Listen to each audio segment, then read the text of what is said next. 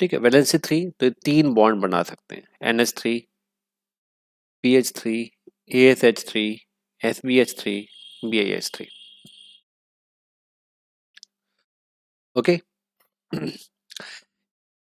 इनमें नाइट्रोजन का हाइब्रिडाइजेशन क्या होगा?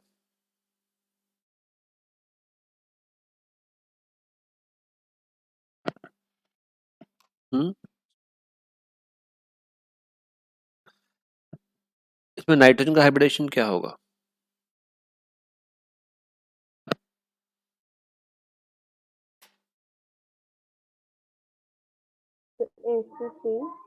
P3.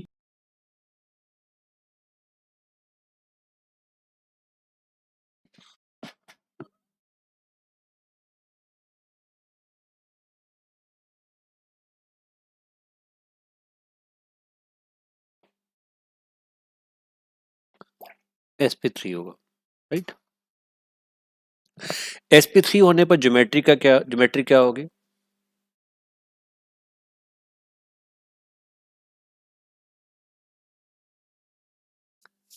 sp3 होने पर ज्योमेट्री क्या होगी?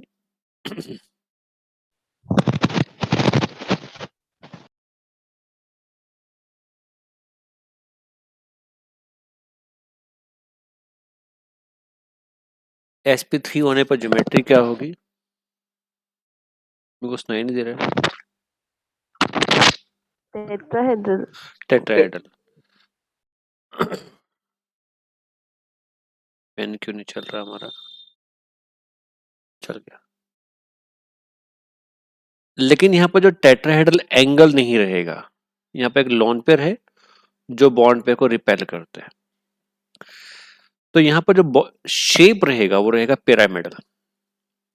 Similarly in case of the phosphine, in case of the arsine, in case of the stibine and so on, सभी केसेस में पिरामिडल शेप रहेगा। माय क्वेश्चन इज, जो मैंने कल डिस्कस किया था, they are acidic as well as basic in nature, they are acidic as well as basic in nature. So these are basic in nature. Can you tell me according to which theory they are basic? Lewis theory. Lewis theory. So according to the Lewis theory, they are basic because they can donate electron pair. और जो substance electron pair easily donate कर सकता है, that is a Lewis base. So my question here is, out of the nitrogen means ammonia and phosphine, which is stronger base, or how does the basic character vary down the group?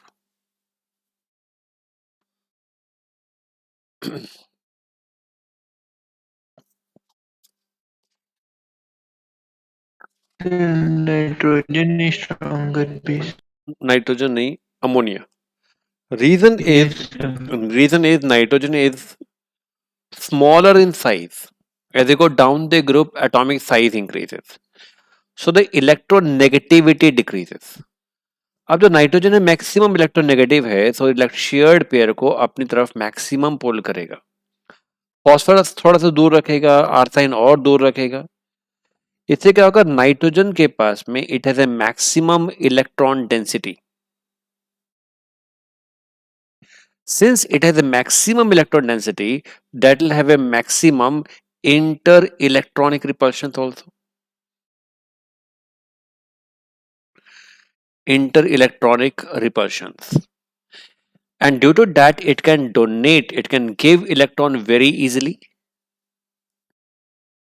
So as you go down the group, the size increases, electronegativity decreases. So tendency to give electron pair decreases, and that is why the basic character decreases down the group.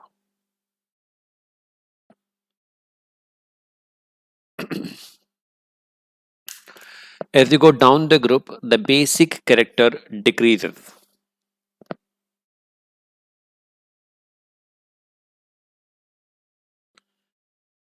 Am I clear?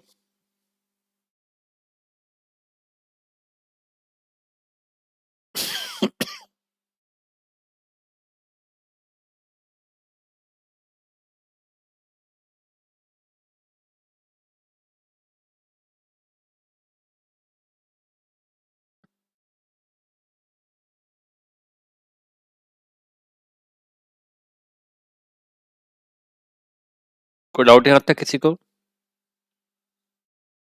Sahajpreet? No, sir. Okay, now my another question. पहले एक trending समझ में आता है, basic character. Second है, यहां पर हम डिस्कस करने वाले हैं reducing property. Reducing property, reducing means जो सब्सटेंस हाइड्रोजन प्रोवाइड कर सकता है वो रिड्यूसिंग एजेंट है. And all of these have hydrogen and that is why they can give hydrogen atom. लेकिन जब बॉन्ड ब्रेक करना पड़ेगा तो वो हमें सेंटर से ब्रेक करना है जिससे कि वो H एटम दे पाए, not H positive. H positive देगा तो फिर आर्सेनियस एसिड हो जाएगा. जो substance easily H atom provide करेगा वो स्ट्रॉन्गर रिड्यूसिंग एजेंट होगा. As you go down the group, the atomic size increases. Increase. Bond length will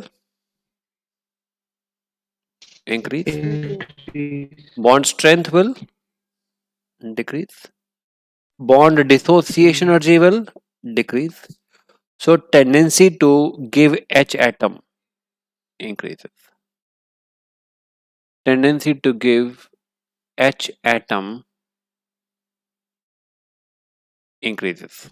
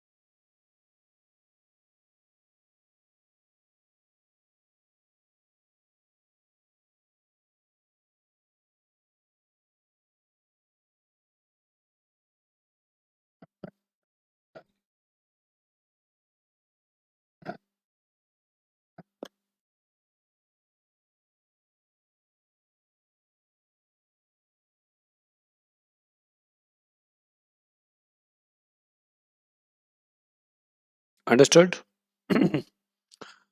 So the reducing property increases down the group.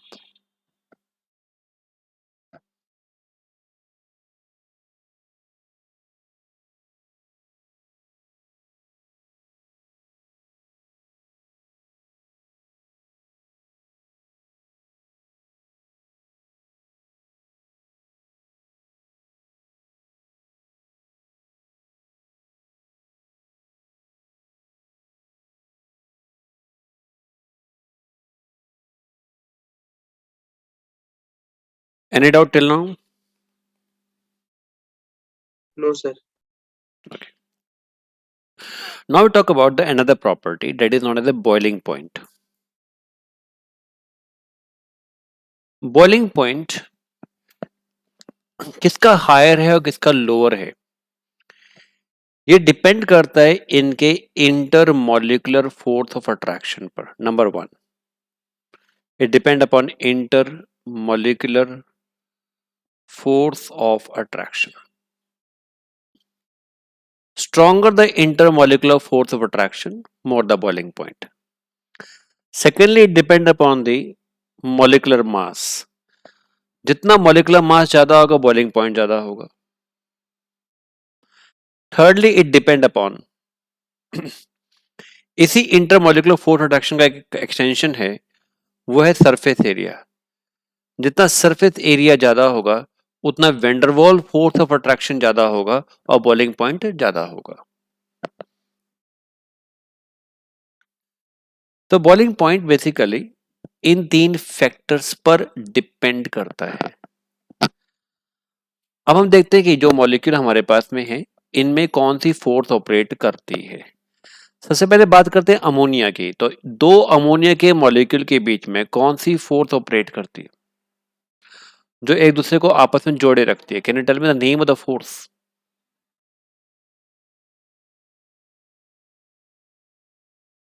ठीक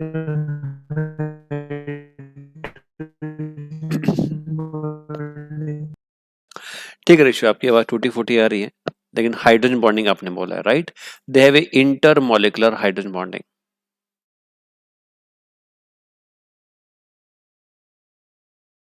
phosphine का molecular formula PH3। तो एक phosphine का molecule और दूसरे phosphine के molecule में कौन सी फोर्स ऑफ अट्रैक्शन ऑपरेट करती है?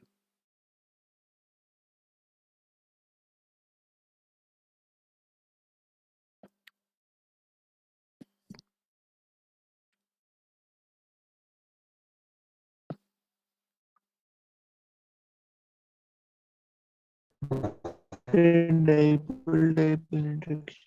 डाइपोल डाइपोल कह सकते हो, लेकिन डाइपोल डाइपोल होता नहीं है। रीजन है कि तो हाइड्रोजन और फास्फोरस का इलेक्ट्रॉन नेगेटिविटी एग्जैक्टली इक्वल है, तो डाइपोल पोलैरिटी आएगी ही नहीं, तो डाइपोल डाइपोल इंटरेक्शन नहीं होगा।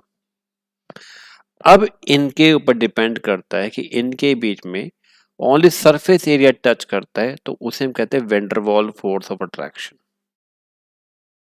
वेंडरवॉल फोर्स, इसे हम लंडन फोर्सेस भी कह सकते हैं। But as we further go down the group, let it be I'm going to the R sign now, ASH3। एक तो सरफेस एरिया बढ़ गया, एटम बीच में बड़ा हो गया, तो वेंडरवॉल फोर्स प्रोडक्शन बढ़ गया। सेकेंडली, इसका आर्सेनिक का एटॉमिक मास ज्यादा है, तो मॉलिक्यूलर मास भी बढ़ गया। तो ओवरऑल हम कहेंगे कि इंटर मॉलिक्यूलर इंटरेक्शन स्ट्रॉन्गर हो गया, तो बॉइलिंग पॉइंट आर्साइन का फॉस्फीन से ज्यादा होगा। लेकिन Van der Waals force of attraction weaker then the hydrogen bonding, इसलिए अमोनिया का बॉइलिंग पॉइंट इन दोनों के कंपैरेटिवली हायर होगा। अब आपको मैं एक एक्सपेरिमेंटल डेटा प्रोवाइड करता हूँ। एक्सपेरिमेंटली जो हमें मिला है वो ये है, ये ग्राफ बनाते हैं between the boiling point versus right molecules. ये हमें मिला है कुछ ऐसा, wait,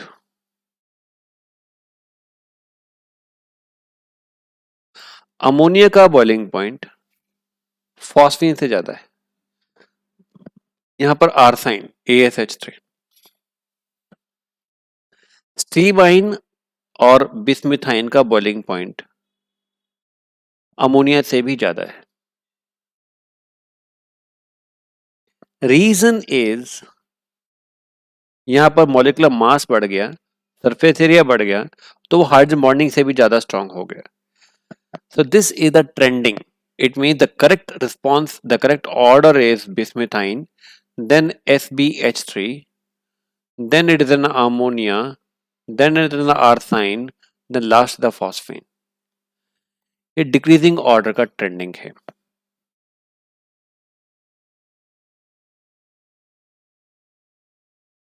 Am I clear, everyone? Yes, sir.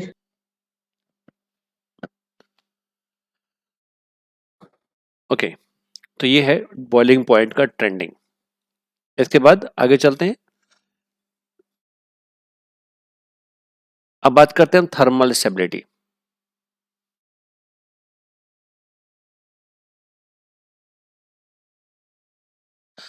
Thermal stability का मतलब होता है कितने हाई टेम्परेचर तक ये डिकम्पोज नहीं करेंगे। जैसे कि कहा जाए अमोनिया, अमोनिया को अगर हम हीट करेंगे तो ये N2+H2 में कन्वर्ट हो जाएगा, तो एक पर्टिकुलर टेम्परेचर होगा जहां पर डिकम्पोज होता होगा। ऐसे ही फॉस्फीन को भी हीट करेंगे तो ये फॉस्फोरस प्लस हाइड्रोजन में लिबरेट करेगा। किसका डिकम्पोजिशन टेम्परेचर हायर होगा, वो वाला ज्यादा स्टेबल होगा। जिसका डिकम्पोजिशन टेम्परेचर हायर होगा उसकी स्टेबिलिटी ज्यादा होगी। और ये डिपेंड करता है इंटर, जो इनकी बॉन्डिंग है, ये वाली अमोनिया का ये वाला बॉन्ड कोवलेंट बॉन्ड, या फॉस्फीन का ये कोवलेंट बॉन्ड, इसके बॉन्ड स्ट्रेंथ पर डिपेंड करता है thermal stability. So down the group atomic size increases, bond length increases, bond strength decrease कर जाएगा, and that is why the thermal stability will decrease. It means thermal stability is maximum for ammonia then phosphine, then arthine, then antimony, stibine, last is the bismuthine. Most stable is ammonia. Thermal stability.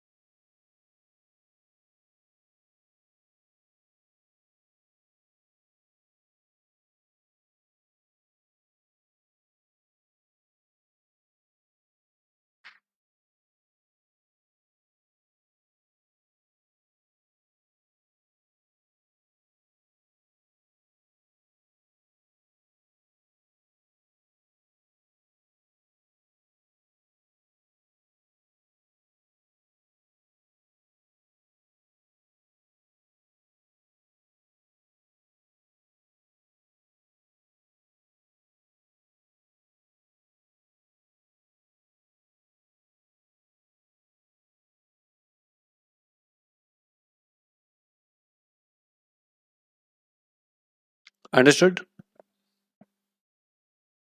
Yes, sir.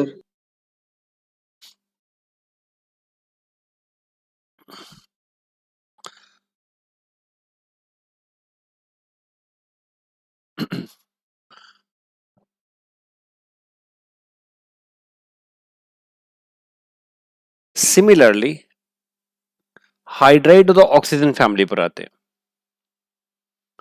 Water, H2S, H2SE, H2TE.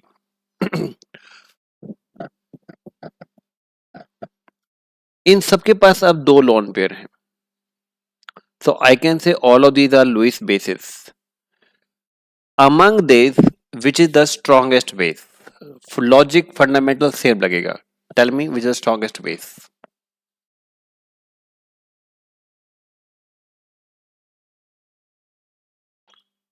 Sir, water.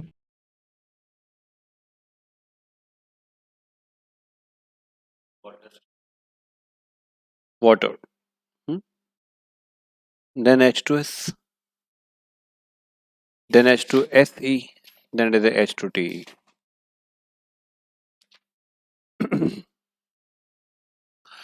Okay. Then I'm coming to the next is the boiling point. Boiling point का trending किस पे कैसे depend करेगा?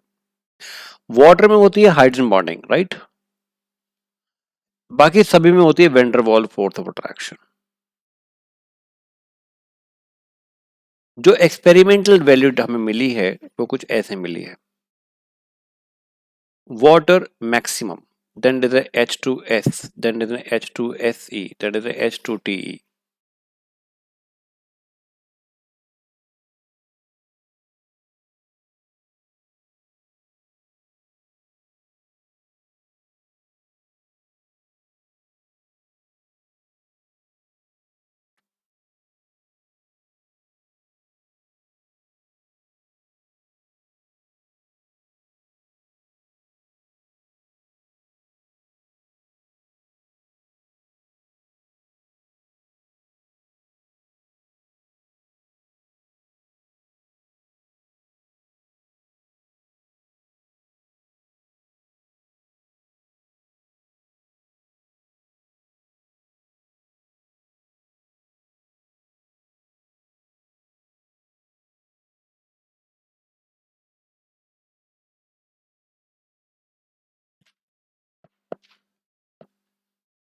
Am I clear? ये याद रखना है आपने.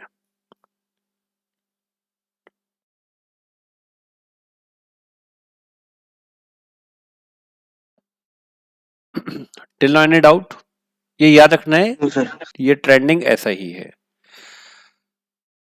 रीजन है वही आपके पास पे. वाटर में हाइड्रोजन बॉन्डिंग होती है, बाकी सब में van der Waals force attraction होती है.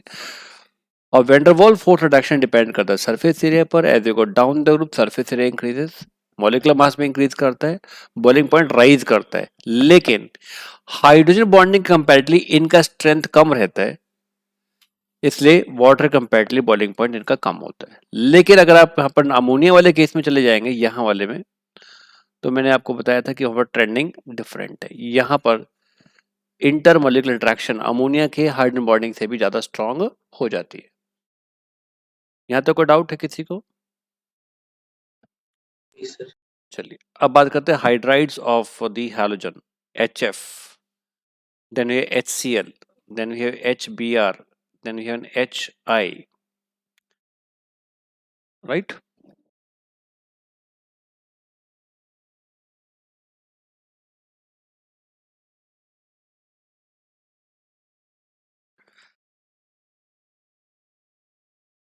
They all are acidic in nature, means they can give the H positive ion. ये सभी के सभी acidic है. My question is, among this, which is the strongest acid?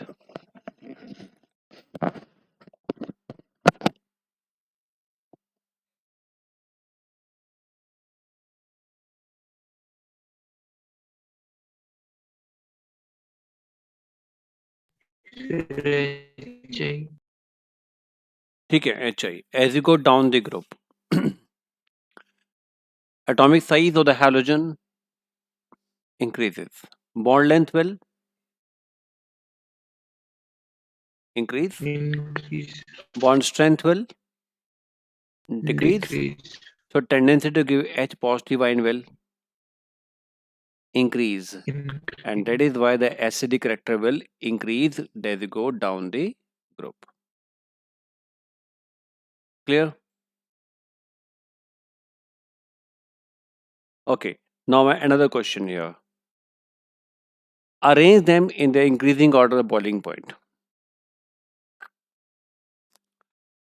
Trending जो observe होती है, HF के केस में होगी हाइड्रोजन बॉन्डिंग, बाकी केस में वैन डर वाल। तो observation is like this, again HF maximum, HCl, then HBr, then we have HI. As you move down the group after HCl, the surface area increases, van der Waals force attraction increases, magnitude of intermolecular force attraction increase कर रहा है, and that is why the boiling point also increases.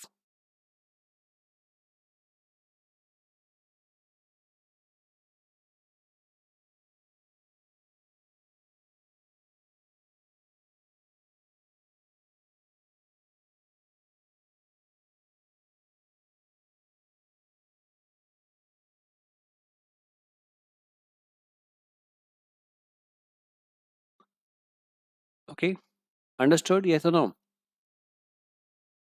Yes sir. Now next point. आपको मैं compound दे रहा हूँ यहाँ पर HClO, HClO2, then we have HClO3, then we have HClO4. Arrange them in their increasing order of their acidic character.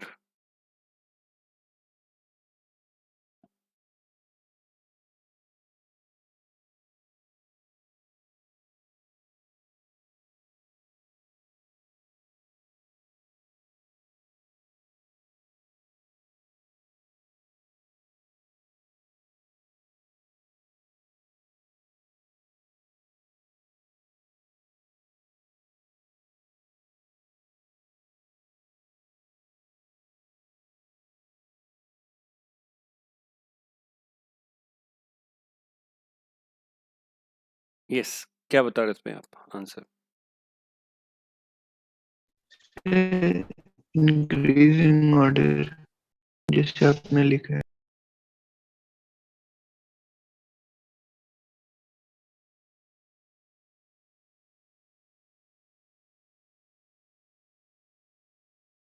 जिस order में, यही increasing order का ट्रेंड है। रीजन बताओ बच्चे, ऋषु ऋषु।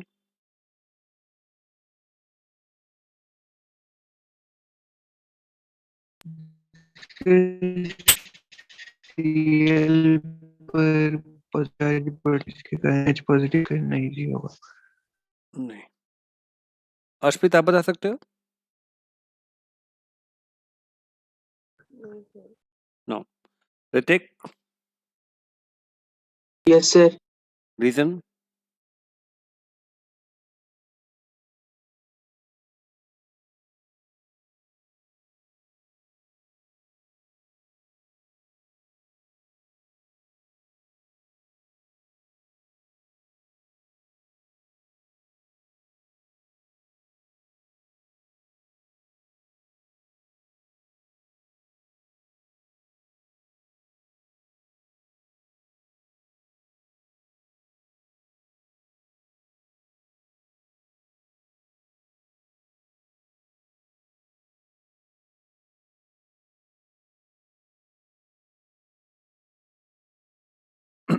रीजन? चलो ऐसे करें, क्लोरीन का ऑक्सीडेशन नंबर कैलकुलेट करिए फर्स्ट केस में। Find out the oxidation number of the chlorine in the first case. +1, sir. +1. Second case? +3. +3. Next?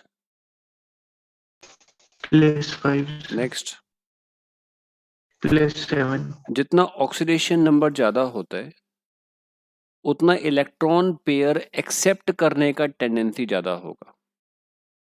देखो, जितना पॉजिटिव चार्ज होगा उतना इलेक्ट्रॉन गेन करने टेंडेंसी ज्यादा होगा। और लुईस एसिड क्या होता है जो इलेक्ट्रॉन पेयर गेन करता है? It means electron pair accept करने टेंडेंसी मैक्सिमम आ रहा है in case of the HClO4, and that is why this the increasing order of their acidic character. एक रीजन ये है, एक शॉर्टकट रीजन। लेकिन एक रीजन मैं थोड़ा सा और बताऊंगा जो कि एग्जाम में आ सकता है। अगर आप इसे H पॉजिटिव आयन लूज करवाते हैं तो ये बनता है H पॉजिटिव और ClO नेगेटिव आयन। ये अगर H पॉजिटिव लूज कर तो बनाएगा H positive plus ClO2 negative ion. ये सभी के सभी H पॉजिटिव आयन लूज कर सकते हैं। जिस केस में H पॉजिटिव का कॉन्सेंट्रेशन ज्यादा होगा उसका एसिडिक करेक्टर ज्यादा होगा। बहुत सिंपल सी बात हुई। और ये डिपेंड करता है इस इक्विलिब्रियम के extend in the forward direction पर। जितना ज्यादा एक्सटेंडेड होगा फॉरवर्ड में उतना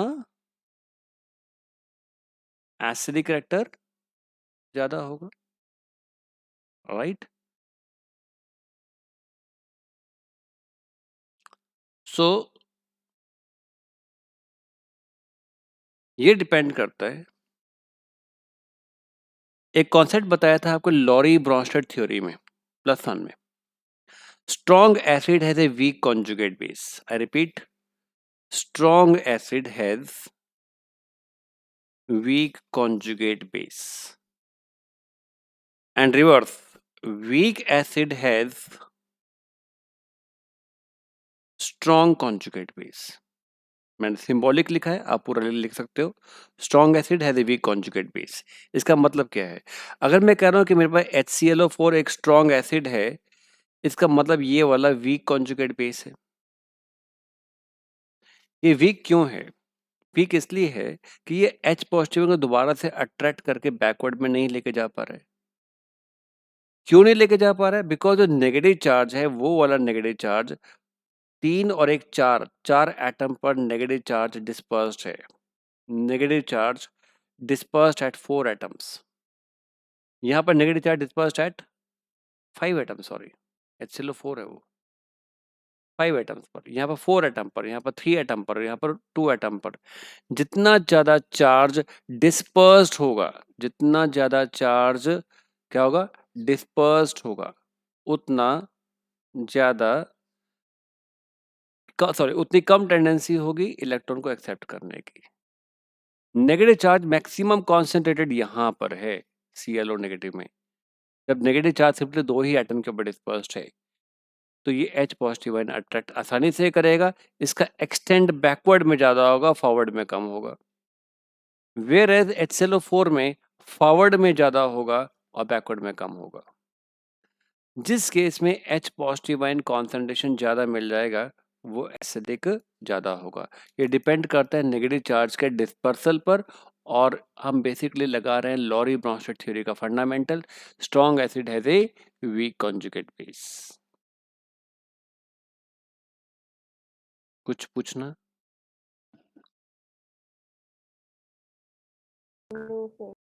चल, ये भी ठीक है, इजी है। नेक्स्ट ट्रेंडिंग वाला क्वेश्चन पर आते हैं। मैं नोबल गैसेस का सॉल्युबिलिटी ट्रेंड डिस्कस कर रहा हूँ। Solubility of noble gases in water. पहला क्वेश्चन तो ये पूछूंगा मैं, ऋतिक, क्या नोबल गैसेस वाटर में सॉल्युबल होंगी?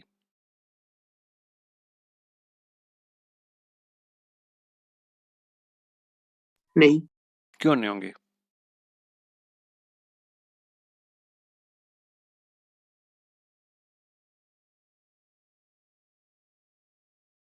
रिएक्टिविटी नहीं हुई। मैंने रिएक्शन नहीं करवाना बच्चे वाटर के साथ में, मैं उसे डिसॉल्व कराना चाह रहा हूँ।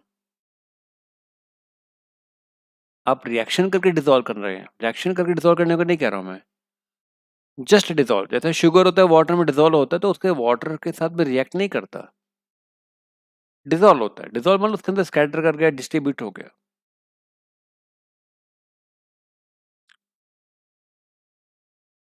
हाँ ऋतिक, क्या नोबल गैसेस वाटर में सॉल्युबल होगा या नहीं होगा?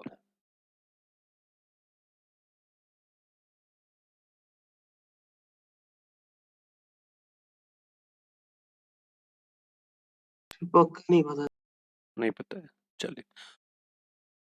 रेशियो डिसॉल्व होना चाहिए नहीं होना चाहिए? नहीं होना चाहिए सर। ओके, क्यों नहीं होना चाहिए? सर आइसोलेटेडली सर एग्जिस्ट करता है, जिसके कारण पार्शियल प्रेशर जो अप्लाई नहीं हुआ।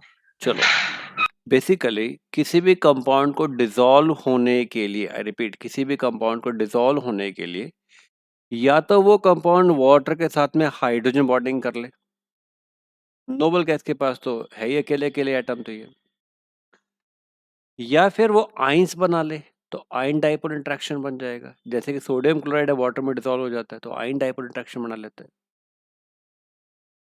या फिर वाटर के साथ में हाइड्रेट हो जाए, तब डिसॉल्व हो जाएगा।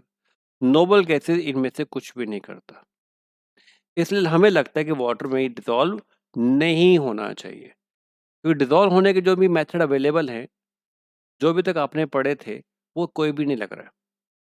अगर वो आयनिक कंपाउंड होता तो आइंस बनते, फिर आयन डाइपोल इंटरेक्शन होता। ऐसा नहीं हो रहा है। वाटर के साथ में डिसॉल्व होने के लिए हाइड्रोजन बॉन्डिंग जैसे कुछ कंपाउंड बना सकते हैं, जैसे आपके ऑर्गेनिक में पढ़ते रहे हो। हाइड्रोजन बॉन्डिंग का भी कोई चक्कर नहीं है, फिर डिसॉल्व होने का कोई रास्ता नहीं दिखाई दे रहा है हमें। प्रैक्टिकली ये डिसॉल्व होता है। प्रैक्टिकली बात आते हैं, ये डिसॉल्व कैसे होता है, क्यों होता है, और फिर ट्रेंडिंग क्या रहेगा डाउन द ग्रुप। ये मेरा अभी का टॉपिक। ये मीटिंग 2-3 मिनट में खत्म हो जाए, दोबारा ज्वाइन कर लेना, राइट? तब तक हम कंटिन्यू करते हैं। एक्सपेरिमेंट हमने कुछ ऐसा किया कि एक बॉटल लिया और इसमें हमने वाटर फिल कर लिया, और फिर एक सिलेंडर लिया जिसमें कि हमने हीलियम गैस रखा है, और उसको इसके साथ में कनेक्ट कर दिया। बीच में एक हमने प्रेशर गॉज लगा दिया। प्रेशर गॉज से हम कितने प्रेशर पर गैस को इसमें इंसर्ट कर रहे हैं ये मेजरमेंट कर सकते हैं।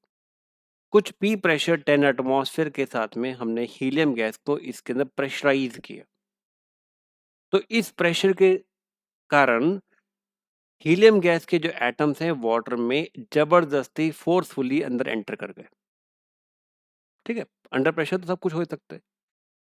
अब हमने ऊपर से सारी ओपनिंग को खोल दिया, जो गैस इसमें डिसॉल्व थी बबल बन के बाहर जाने लगी। हमें लगता है गैस डिसॉल्व नहीं हो रही है, क्योंकि डिसॉल्व नहीं हो तभी बबल बन के बाहर जा रही है। हमने इसको जब जाने दिया, पूरी तरह से जाने दिया, जब बबलिंग होनी बंद हो गई, तब हमने देखा, ये क्या हो गया, वेट,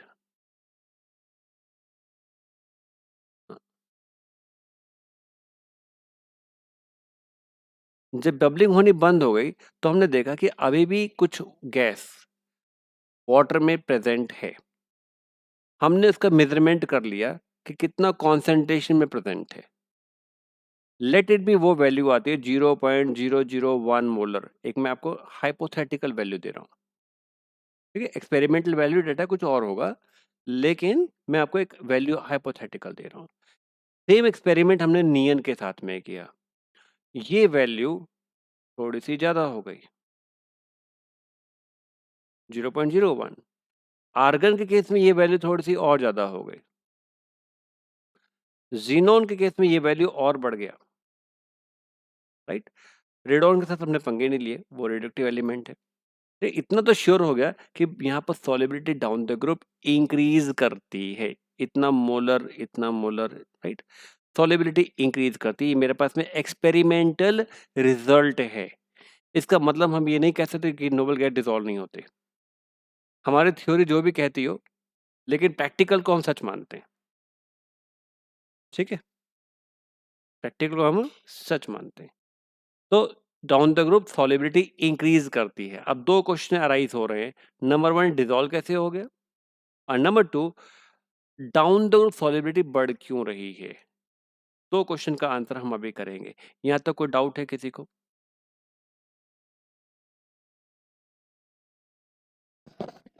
बिल्कुल सही सही।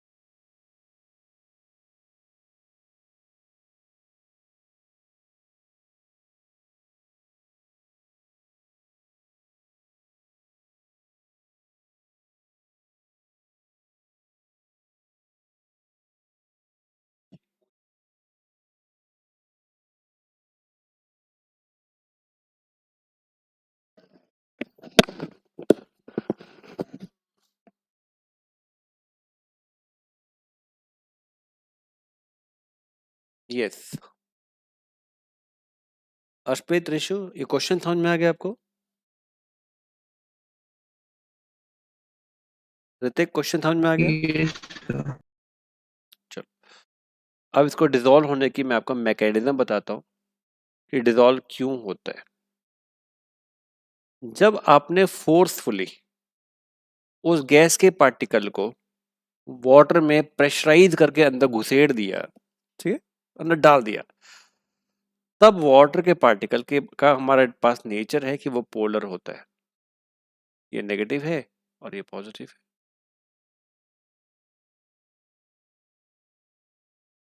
ये पॉजिटिव है।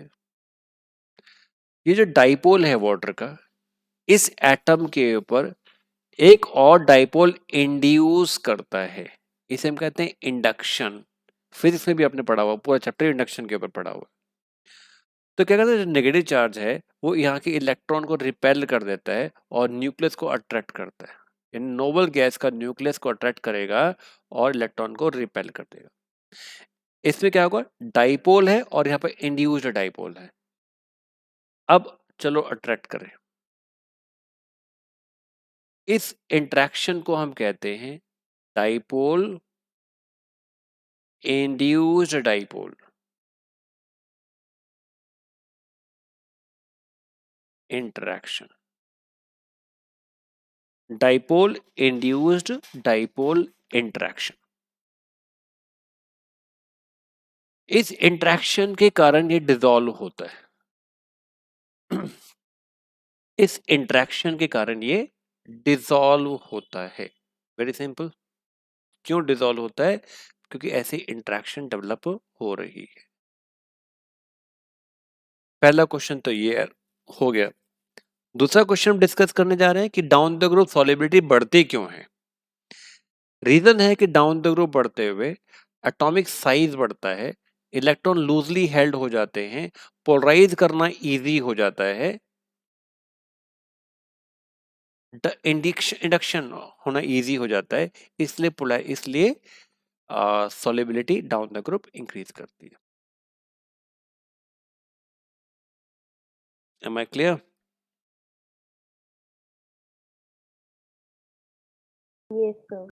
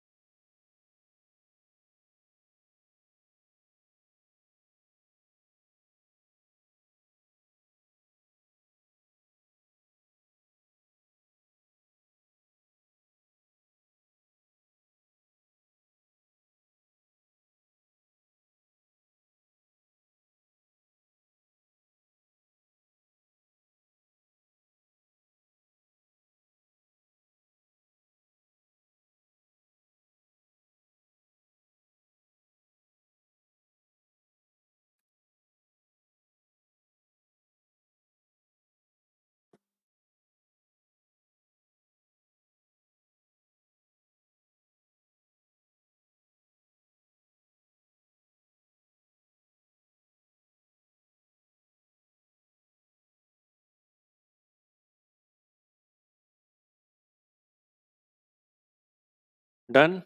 यहाँ तक कोई डाउट?